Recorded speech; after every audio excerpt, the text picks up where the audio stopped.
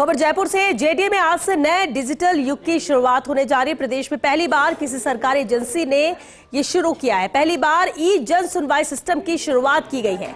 JDC Siddharth Mahajan के इस IT नवाचार की शुरुआत हुई है। जेडीए में आज से शुरू किया गया है ई जन सुनवाई सिस्टम।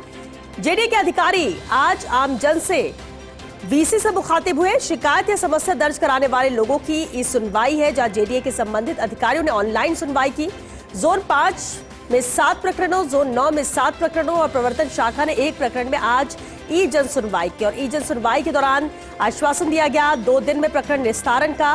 संबंधित व्यक्ति को आश्वासन दिया गया और इस नवाचार के तहत आमजन को नहीं होगी आवश्यकता अपनी शिकायतों और समस्याओं के लिए जेडीए आने की आवश्यकता नहीं होगी और इससे आमजन के समय में बचत होगी और उन्हें बेवजह जेडीए कार्यालय के चक्कर नहीं काटने होंगे।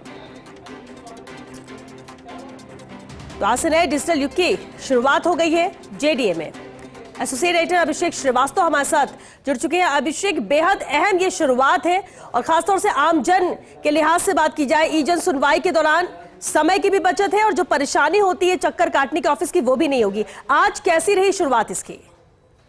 बिल्कुल श्वेता, देखिए सबसे पहले मैं ये बता दूं कि जेडीए में इससे पहले का जो सिस्टम था शिकायत दर्ज कराने का, वो जो राजस्थान सरकार का संपर्क पोर्टल है उससे दर्ज होती थी, या इसके अलावा जो शिकायतें आती थी उनको कुछ जो उच्च स्तर से शिकायतें प्राप्त होती थी उनको जो जेडीए का डॉक्यूमेंट ट्रैकिंग सिस्टम है उससे शामिल किया जाता था। और इस तरह की जो दर्ज शिकायतें होती थी इनकी बाकायदा मॉनिटरिंग भी होती थी। लेकिन इसके अलावा बड़ी तादाद में जेडीए में इस तरह की कई शिकायतें और समस्याएं आती है जिनकी कोई ट्रैकिंग की सुविधा नहीं है और उसके लिए उनके निस्तारण के लिए जो संबंधित व्यक्ति है वो जेडीए के कार्यालयों के चक्कर काटते रहते हैं। तो इस पे राहत देने के लिए जेडीए आयुक्त सिद्धार्थ महाजन ने पदभार ग्रहण करने के बाद जब अधिकारियों की पहली बैठक ली थी, उसी में उन्होंने निर्देश दिए थे कि ई जन सुनवाई सिस्टम लागू किया जाए। इस ई जन सुनवाई सिस्टम के तहत जो जेडीए का वेब पोर्टल है उस पर ही ऑनलाइन शिकायत या समस्या दर्ज कराने की सुविधा देने का प्रावधान किया गया है। और आज इसकी शुरुआत की गई। जो जेडीए में पहले से जो दर्ज प्रकरण थे उन्हीं प्रकरणों में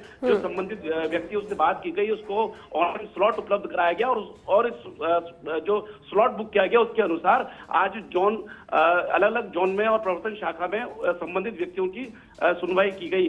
मतलब ऐसा पहली बार है किसी भी राजस्थान में पहला ऐसा सरकारी एजेंसी है जिसमें इस तरह से ई जन सुनवाई सिस्टम लागू किया गया है, जिसमें जो संबंधित व्यक्ति है उसको जेडीए कार्यालय आने की आवश्यकता नहीं होगी और वो ऑनलाइन ही मुखातिब होगा। क्योंकि इस सिस्टम में ये प्रावधान किया गया है कि जब समस्या सबका समाधान हो जाएगा, जब समस्या पे कार्रवाई कर ली जाएगी, तो उसके बाद भी जो संबंधित व्यक्ति है वो संतुष्ट है या नहीं, उसके लिए ये ई जन सुनवाई सिस्टम के तहत उससे मुखातिब होंगे ऑनलाइन ही और उनको सुना जाएगा।